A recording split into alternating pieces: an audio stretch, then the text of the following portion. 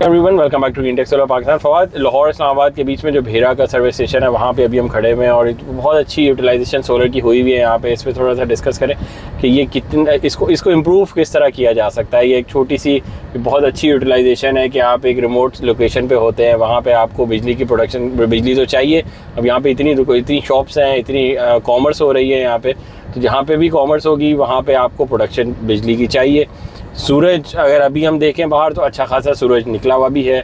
यहाँ पे car chargers की रिक्वायरमेंट भी अच्छी खासी है क्योंकि लाहौर इस्लामाबाद के तकरीबन सेंटर में पड़ता है। तो जब जहाँ पे इतनी ज़्यादा रिक्वायरमेंट होगी इलेक्ट्रिसिटी की, तो सोलर वहाँ पे उनके लिए क्या हेल्प कर सकता है और किस तरह इसको बेहतर बना सकते हैं। देखिए, बहुत अच्छी डिप्लॉयमेंट हुई है। एलिवेट स्ट्रक्चर के ऊपर आप देख सकते हैं सोलर पैनल्स लगे हुए हैं और बहुत अच्छे तरीके से लगाए हैं कि उसका फ़ायदा ये है कि नीचे कार पार्क का एरिया भी बन गया है और कार सेफली पार्कड हैं, सूरज से भी बच रही हैं, उनको शेडिंग इफेक्ट भी मिल रहा है, प्लस एडिशनली आपको सोलर प्रोडक्शन, इलेक्ट्रिसिटी प्रोडक्शन भी हो रही है और आपको बेस्ट ऑफ बोथ वर्ल्ड्स मिल रहा है। तो जो स्पेस यूटिलाइजेशन है वो भी बहुत अच्छी है, जिसका मतलब है कि कोई भी स्पेस ज़ाया नहीं हुई। ऐसा नहीं हुआ कि सोलर पैनल्स लगाने के बाद आप बोलें यार जगह ही ख़त्म हो गई है, पहले गाड़ियाँ यहाँ खड़ी होती थी, गाड़ियाँ पार्क होती थी, अब पार्क नहीं हो पा रही, ऐसा नहीं है। और दूसरा ये भी नहीं है कि सोलर पैनल्स प्रोड्यूस नहीं कर पा रहे, जिसका मतलब है सोलर पैनल्स पे शेडिंग इफेक्ट आ रहा हो, नेबरिंग स्ट्रक्चर्स का, टावर्स का, वो आपको पीछे दिख रहा है वाटर टैंक की एक बिल्डिंग है, और या फिर आप बोलें कि दरख्तों का शेडो आ रहा है, ऐसा कोई भी इशू नहीं है। तो बहुत अच्छी यूटिलाइजेशन है, जिसका मतलब है कि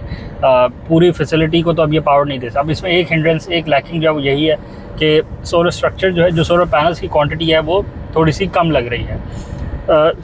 बट इसको हम ये कह सकते हैं कि स्टेज 1 है। स्टेज 1 में एक अच्छी एक इनिशिएटिव है कि जिसमें स्पेस को यूटिलाइज़ करने का सोचा गया है। सोलर पैनल्स भी छोटी वॉटेज के हैं ये, और बट नॉनदलेस जो भी है कहीं से स्टार्ट हुआ है। जब इनको बेनिफिट दिखेगा तो ये ऑटोमेटिकली इसको बढ़वाएंगे। अभी रफली आपको दिख रहा है ये 100 किलोवाट से ज़्यादा से ही थोड़ी सी कम लग रही है।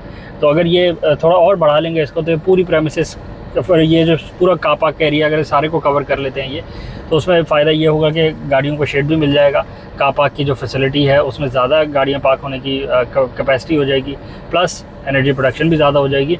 डे टाइम में तो जो सारा लोड है फैसिलिटी का, क्योंकि अभी गर्मी है बाहर, 40 डिग्रीज़ का टेम्परेचर है, जबकि जुलाई का महीना है, बारिशें भी हो रही हैं, बट 40 डिग्रीज़ का टेम्परेचर है, तो इट्स हॉट। तो इसमें जो भी फैसिलिटी, जो भी काम कर रहा है वो एयर कंडीशनिंग तो रन कर रहा है। हर प्रेमिसेस, हर रेस्टोरेंट जब एयर कंडीशनिंग रन कर रहा है तो वो बिजली कहीं से तो डिराइव कर रहा है। अगर वही इलेक्ट्रिसिटी इन सोलर पैनल से प्रोड्यूस होकर आ रही होगी तो बेनिफिट तो होगा, फैसिलिटी को भी होगा, उस प्रेमिसेस के ओनर को भी होगा। ये अब इनका तरीक़ाकार हो सकता है कि ये ख़ुद से भी लगा सकते हैं सोलर पैनल, सोलर सिस्टम्स, और अगर फैसिलिटी के जो इंचार्ज हैं वो लगवा के दें, तो ये तो अब इनका अपना कोई मेथड ये डिराइव कर सकते हैं, बट नॉनदलेस बेनिफिट तो होगा। अच्छा, दूसरा इसके साथ साथ इस साइड पे तो इलेक्ट्रिक व्हीकल वो चार्जर एक लगा हुआ है, उस साइड पे भी लगा हुआ है, दूसरी साइड पे रोड के। तो ये जो इलेक्ट्रिक व्हीकल चार्जर हैं इनको पावर भी यहीं से आ रही है, कहीं और से तो नहीं आ रही। अभी सोलर पैनल्स कम है तो हम ये एक्सपेक्ट कर सकते हैं कि सोलर पैनल्स सबको पावर नहीं दे पा रहे, सारी फैसिलिटीज़ को नहीं मिल रही। पीछे मैकडॉनल्ड्स है, बाकी जो भी रेस्टोरेंट्स है, सबको तो ये नहीं दे पा रहा, बट नॉनदलेस कुछ ना कुछ कंट्रीब्यूशन तो कर रहा है। अगर ये सोलर पैनल्स की कैपेसिटी बढ़ जाएगी और प्रोडक्शन बढ़ जाएगी तो फिर ये सारी premises plus electric vehicle chargers plus बाकी जो भी रिक्वायरमेंट है वो सारी इसी से सेटिस्फाई हो रही होगी। अगर ये अपनी रिक्वायरमेंट से ज़्यादा बड़ा सोलर सिस्टम लगवा लेंगे तो ये उसको बैटरीज में भी स्टोर कर सकते हैं और अपना ऑफ द ग्रिड जा सकते हैं, क्योंकि जो प्रेमिसेस है उसमें बहुत ज़्यादा कैपेसिटी है कि सोलर प्रोडक्शन आप अच्छी खासी कर सकते हैं। दूसरा, आज तो क्लियर स्काइज़ हैं और सफिशेंट सनलाइट की रेडियंस है, तो ऐसे सिस्टम बहुत बेनिफिशियल हैं जो ग्रिड के ऊपर बिल्कुल भी रिलाई नहीं कर रहे और बेनिफिट आप ही को दे रहे हैं। आपकी कंजम्पशन में कमी हो रही है, उस कंजम्पशन में कमी होने की वजह से आप वो जो बेनिफिट है वो प्रेमिसेस ओनर्स को भी पास ऑन कर सकते हैं कि जब कभी उनके बिजली के बिल ज़्यादा आ रहे हों उनको पास ऑन करते हैं, बिज़नेस सर्वाइव करने में आसानी होगी। प्लस इलेक्ट्रिक व्हीकल चार्जर जो हैं उससे भी प्रमोशन मिल सकती है। अभी ईवी चार्जर्स काफ़ी कम है यहाँ पे, अगर यहाँ 10, 12, 15, 20 ईवी चार्जर्स हों तो लोगों को और आसानी हो जाए, कार चार्जिंग कोई हैसल बने ही ना और फिर ईवी की अडॉप्शन भी बढ़े। तो ये है सोर्स। कहने की बात यह है कि ये लगेगा तो बाकी सारे काम हो सकते हैं, इसके बगैर कुछ भी नहीं हो सकता। इसके बगैर ईवी चार्जर भी लगा हुआ है, ईवी की प्रमोशन नहीं हो पा रही, क्योंकि लोग कहते हैं वो जो बिजली उसमें आप डाल रहे हैं वो ग्रिड से लेके तो डाल रहे हैं, और ग्रिड कहाँ से बना रही है? कोल जला जला के, तेल जला जला के। तो वो जब इनएफिशिएंट मेथड से बिजली बनती है तो आप उस बिजली को जहाँ भी इस्तेमाल कर लें, इनएफिशिएंसी उसमें आ चुकी है। महंगी बिजली का जब इनपुट डल गया तो आउटपुट में वो सारी इनपुट की कॉस्ट बेयर करनी पड़ती है। तो ये सोर्स जब तक नहीं लगेगी, सोलर पैनल्स जब तक इंस्टॉल नहीं होंगे, बाकी सारे आप बाद के काम पहले भी कर सकते हैं, बट जो रिजल्ट्स इसके लगने के बाद बेनिफिट्स मिलते हैं वो दूसरे रिजल्ट्स के बेनिफिट्स में नहीं होता, उन रिजल्ट्स में वो बेनिफिट नहीं होता। तो you have to do this first, ये स्टेप 1 है, बाकी सब चीज़ें इसके बाद है।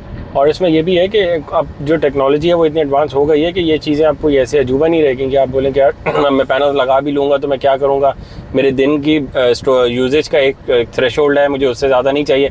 आप एग्जांपल ले लें कि यहाँ 1 मेगावाट की कंजम्पशन है इस एरिया में, तो 1 मेगावाट से आप अगर 2 मेगावाट के पैनल लगा लेंगे तो जो एक्स्ट्रा 1 मेगावाट है उसका मैं क्या करूँगा। तो बैटरीज इस टाइम पे जो मेगावाट आवर की बैटरीज है वो भी बहुत चीप हो चुकी हैं, आप उसको इंस्टॉल कर सकते हैं यहाँ पे, उससे हम लोग शाम के घंटे निकाल सकते हैं क्योंकि ये फैसिलिटी 24 घंटे चलती है, इसको इसकी कंजम्पशन ही बहुत ज़्यादा है। और फिर सेकेंडली जो हमारे कार चार्जेस हैं उनको भी जब बैटरी से हम स्टोर करवा के उससे यूटिलाइज़ करवा सकते हैं क्योंकि हमारे पास जगह की कंस्ट्रेंट नहीं है यहाँ पे। ये भी बहुत लकीली अल्लाह का शुक्र है कि जगह का प्रॉब्लम नहीं है, अच्छी खासी जगह है, हम मैक्सिमम सोलर पैनल से जनरेट कर सकते हैं बिजली। और उससे ज़्यादा बढ़ के हमारे पास सूरज मौजूद है, हमारे पास 365 डेज तकरीबन सूरज होता है जिसको हम यूटिलाइज़ करके बैटरीज इंस्टॉल करके ऐसी कई फैसिलिटीज़ को हम 24/7 ऑफ द ग्रिड जा सकते हैं, जिससे हमारी कॉमर्स का ही फ़ायदा होगा। अभी अगर आप यहाँ पे फ्रिजेस का हाल देखें तो आधों के तो फ्रिज नहीं चल रहे, आधों के एसीज़ नहीं चल रहे। क्यों नहीं चल रहे? क्योंकि बिजली की कॉस्ट इतनी ज़्यादा हो चुकी है कि अफोर्डेबिलिटी की बात है। वो बिज़नेस वाइबल होए या आपके लिए पेप्सी ठंडी करके दे, या आपके लिए पानी ठंडा करके दे, या आपके लिए चॉकलेट ठंडी करके दे, आपको मेल्ट हुई हुई चीज़ें मिलेंगी तो आप भी क्या करेंगे और वो जो ओनर है वो भी क्या करेगा। तो ये सारी चीज़ें बहुत बेसिक हैं, इतनी मुश्किल नहीं है। ये चीज़ें की कॉस्ट कट डाउन हो चुकी है अब तो काफ़ी ज़्यादा, और चीज़ें अवेलेबल हैं, रेडीली अवेलेबल है मार्केट में। तो अगर इसको सही से यूटिलाइज़ किया जाए, सही से प्लान किया जाए तो ये ईजिली डुएबल है। अगर वीडियो आपको पसंद है, लाइक करें, सब्सक्राइब करें, ज़्यादा शेयर करें, कमेंट्स में बताएं आपके एरियाज़ में ऐसे कौन से बेस्ट प्लेसेस हैं जहाँ पे ऐसी डिप्लॉयमेंट होगी और उससे क्या बेनिफिट्स मिल रहे हैं आपको। Thank you.